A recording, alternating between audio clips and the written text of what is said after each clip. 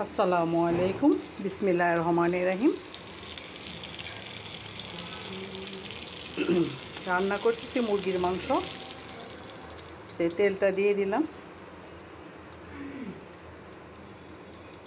আমি প্রতিদিন যে এগুলো রান্না করি, আমি ব্লগিং হিসাবে না রান্না করি, সেটা আপনাদের সাথে শেয়ার করি। হ্যাঁ, তেলটা দিয়ে দিচ্ছি। এখন দিয়ে দিব গরম মশলাটা। কারণ এই তেলের ভিতরে গরম মশলাটা দিলে মাংস, যে কোনো মাংস রান্না করতে গেলে তেলের ভিতরে গরম মশলাটা দিয়ে সেন্টটা বেশি বাড়ে, কিন্তু পরে দিলে ওটা ভালো লাগে না খেতে না, সেন্টটা ভালো হয় না। আর গরুর মাংসের ওই মশলাটা বেটে দিলে সবচেয়ে ভালো হয়। এখন আমি মাংসটা সব মশলা দিয়ে আগেই মেখে রেখেছিলাম, সেটা দিয়ে দিলাম। কারণ বেশিরভাগ আমি মাংসটা মেখে রাখি, এটা দেশি মুরগি, কেন শক্ত, এটা মশলাটাও কষানো হবে আর মুরগিটাও রান্না হবে।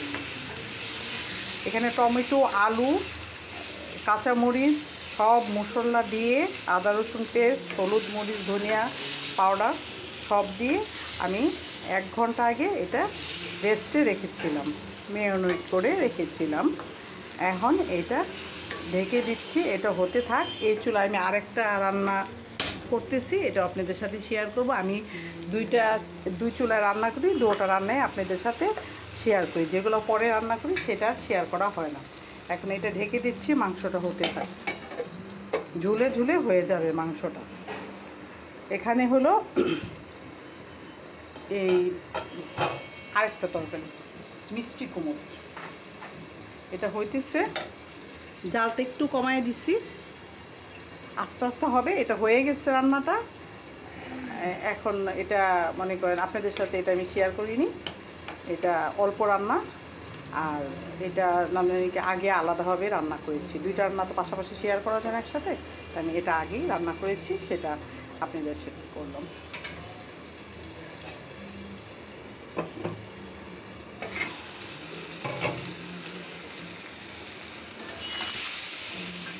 হ্যাঁ,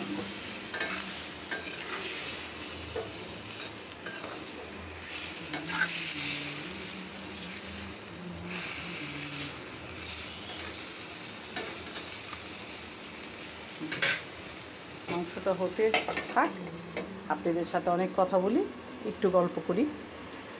অনেক অনেক আপুরা ব্লগিংয়ে বলেন যে আমাদের হাজব্যান্ড ও দুজন খুব মিল, আমরা খুব ভাগে যুগে কাজ করি। আমি যেমন রান্না করি সে খায়, আবার আমি সুন্দর করে ঘর গুছাই সে নষ্ট করে। আমি কষ্ট করে কাপড় ধুই, সে ওগুলো ধুয়ে পরে বের হয়ে যায়। আর সারাদিন পরে গোসলের টাইমে যে বাথরুম দেয়, সেই বাথরুম সে ইউজ করে। কিন্তু ভাই এটা অনেক ভাইয়াদের ক্ষেত্রে হতে পারে, কিন্তু ভাই আপনার ভাইয়া, আমার হাজব্যান্ড অনেক ব্যতিক্রম। সে আমার সাথে অনেক কাজে শেয়ার করে। যেমন আমিও তার সাথে বাহিরের কাজে অনেক হেল্প করি, দুজনে মিলে করি বাহিরের কাজটা। আবার ভিতরে যেটা বাসার ভিতরে যে কাজগুলি থাকে সেটাও আপনার ভাইয়া আমার সাথে একসঙ্গে করে। আমরা ভাই মিলেমিশে কাজ করি। আমি রান্না করি, সে খায়, তা এমন কোনো কথা না। অনেক আপুরা ব্লগিংয়ে বলে যে সে রান্না করে ভাইয়া খায়, কিন্তু আমার হাজব্যান্ড যে আপনার ভাইয়া অনেক আমাকে কাজে সব সময় শেয়ার করে, সব ব্যাপারে, যেন আমার জানি কষ্ট কম হয় সেটার দিকে সে সবসময় লক্ষ্য রাখেও। কারণ আমি এর জন্য তার কাছে অনেক কৃতজ্ঞ, কারণ সে অনেক আমাকে হেল্প করে কাজে। তাই সব ভাইরা যারা আপুরা রান্না করে আপনারা খান, আপুরা কাপড় ধোয় আপনারা ধন, পরে বের হন, সেসব ভাইদের উদ্দেশ্যে বলছি, আপুদের কাজে সাহায্য করবেন। আপুরা জানি এই তরকারিটা আমার হয়ে গেছে, এটা আমি বন্ধ করে দিচ্ছি। আপুরা জানি বিরক্ত না হয়। দুজনে মিলা যদি সংসারের সমস্ত দায়িত্ব দুজনে ভাগ করে করি, তাহলে কিন্তু সংসারে কোনো অশান্তি থাকে না। ছোট্টর ভিতরে অনেক শান্তি থাকে, যেটা অনেক বড় কিছুর ভিতরেও থাকে না। কিন্তু হাজব্যান্ড ওয়াইফ মিলেমিশে সব কাজ করতে হয়।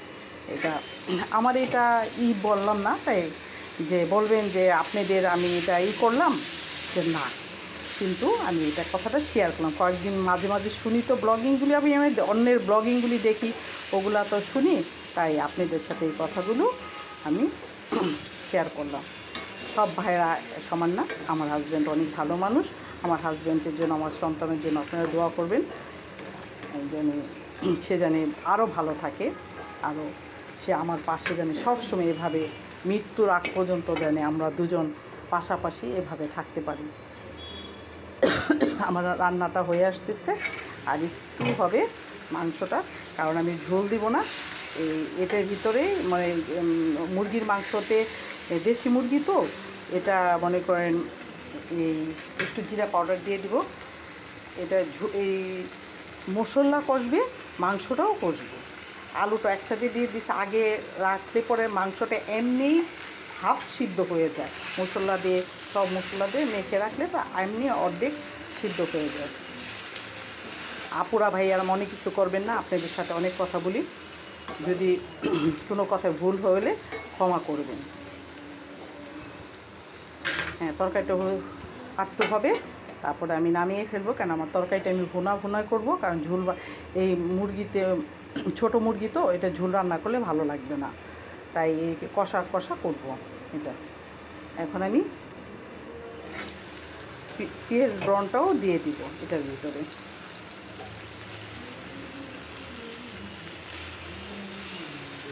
পেঁয়াজ ব্রাউনটাও দিয়ে দিব, তারপরে একটু পরে নামিয়ে ফেললাম। মাংসটা গলে গেছে, কারণ এমনি অর্ধেক আগেই মাংস, আর একদম বাচ্চা মুরগি এটা।